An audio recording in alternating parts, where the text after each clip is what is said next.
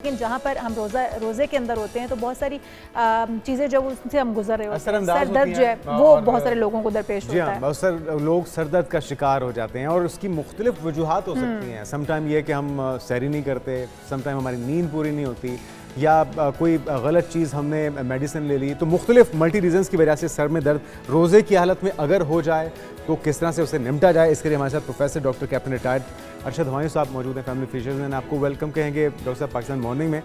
तो क्योंकि स्पेसिफिकली रमज़ान का महीना है, रोज़े की हालत में अगर किसी को सर का दर्द हो जाए, वो माइग्रेन है, कोई और सर का दर्द, रीजंस क्या क्या हो सकती हैं पॉसिबिलिटी, और उसके फिर इलाज के लिए क्या किया जाए?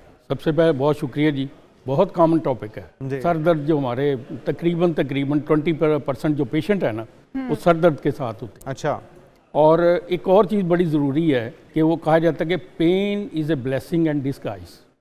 ठीक है, रमज़ान मुबारक के अंदर ये जिसमें भी हो, अच्छा। अब अपार्ट फ्रॉम रमज़ान मुबारक, ये पेन इज़ ए ब्लेसिंग। उसकी रीज़न ये है कि पेन जो है आपकी बॉडी के अंदर कोई प्रॉब्लम जो है उसका इंडिकेशन है, बाहर एक्सटर्नल इंडिकेशन है, उसकी निशानदेही हो जाती है। अल्लाह ने निज़ाम ऐसा बनाया बॉडी का कि अंदर कोई शॉर्ट सर्किट हुआ है ना बॉडी के अंदर तो बाहर उसका इजहार हो जाता है, चाहे वो सर दर्द की शक्ल में हो, चाहे बुखार की शक्ल में हो, चाहे डायरिया की शक्ल में हो, चाहे कॉन्स्टिपेशन की शक्ल में हो।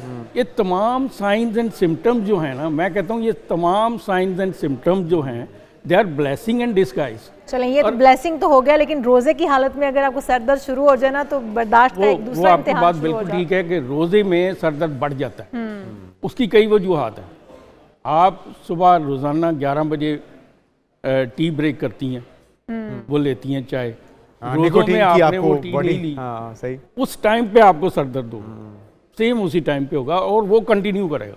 ठीक ठीक, वो थ्रू आउट चलेगा जब तक आप अफ्तार करके एक कप ऑफ टी ले नहीं लेती।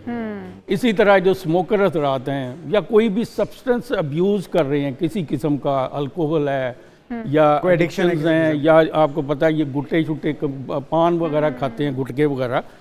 कल मेरे पास एक बच्चा आया, तकरीबन था कोई 22-23 साल का था, तो वो कह रहा था जी मेरे सर दर्द हो रही है। तो मेरे जहन में स्ट्राइक किया, मैंने कहा रोज़े की वजह से हो रही होगी यार, तुम चाय नहीं पीते हो आजकल, तो ये चाय पीते हो? कहता जी मैं तो रोज़ा ही नहीं रख रहा हूँ। तो मैंने कहा फिर दर्द? कहता कुछ दिनों से मैं गुटखा खाता था, कुछ दिनों से मैंने छोड़ा हुआ है। अच्छा। और मैं सर्विस हॉस्पिटल गया हूँ, उधर डॉक्टर साहब ने कहा कि क्या चीज़ है जो तुमने ऐसी है जो नहीं कर रहे हो।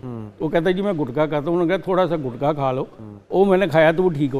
इसका मतलब है कराची में तो आधी से ज़्यादा आवाम सर दर्द में मुब्तला रहती है। असल में वो है सब्सटेंस अब्यूज की वजह से हेडेक। तो वो जो हेडेक है ना उसको देखना और समझना बड़ा ज़रूरी है, क्योंकि रमज़ान में ये हो रही है। और उसको आप उसका तरीक़ेकार ये है कि आप रोज़ों से पहले उस चीज़ को जो आप इस्तेमाल कर रहे हैं वो आहिस्ता आहिस्ता कम करना शुरू। ठीक है ना, ये प्रॉब्लम होती है, मैं आपको बताऊं। अच्छा डॉक्टर साहब, एक और चीज़ भी है, मैंने ये फील किया है कि रमज़ान से पहले भी कि जब मैं पानी का इस्तेमाल कम करती थी उस दिन मुझे सर में दर्द शुरू हो जाता था, और जब मैं पानी इंटेक बढ़ाती थी और मेरा सर दर्द ठीक हो जाता था, मुझे डिहाइड्रेशन की वजह से सर में दर्द होता था। तो रमज़ान मुबारक में मैं महसूस कर रही हूँ कि कभी अगर मैंने रोज़ा इफ्तार में या सहर में कम पिया पानी तो मुझे रमज़ान में तब सर में दर्द होता है। क्या डिहाइड्रेशन के बायस भी सर में दर्द होता है? बहुत बड़ी वजह है, रोज़े में डिहाइड्रेशन बहुत बड़ी वजह है और इसकी वजह से प्रॉब्लम्स आती हैं और ये सर दर्द होता है, डिहाइड्रेशन की वजह से होता है।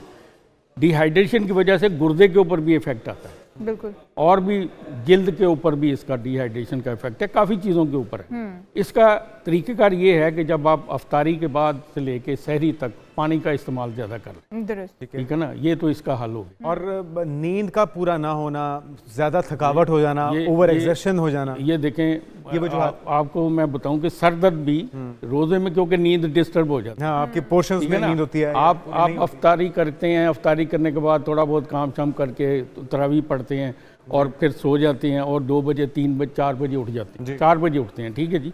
तो 4 बजे उठ के जो आपका टाइम है नींद का, जो हमारी एज में जो टाइम है वो दैट इज 8 आवर्स। अभी नींद भी देखे ना, अच्छा बच्चों के लिए भी, बुजुर्गों के लिए भी, बच्चों के लिए ज़्यादा टाइम होता है। जो न्यू बॉर्न होते हैं आपको पता 20-20 घंटे सोते हैं, बिल्कुल सही, ठीक है ना। जो एज बढ़ती है ना, टाइम ऑफ स्लीप जो है वो 8 घंटे से 6 घंटे तक भी आ जाता है।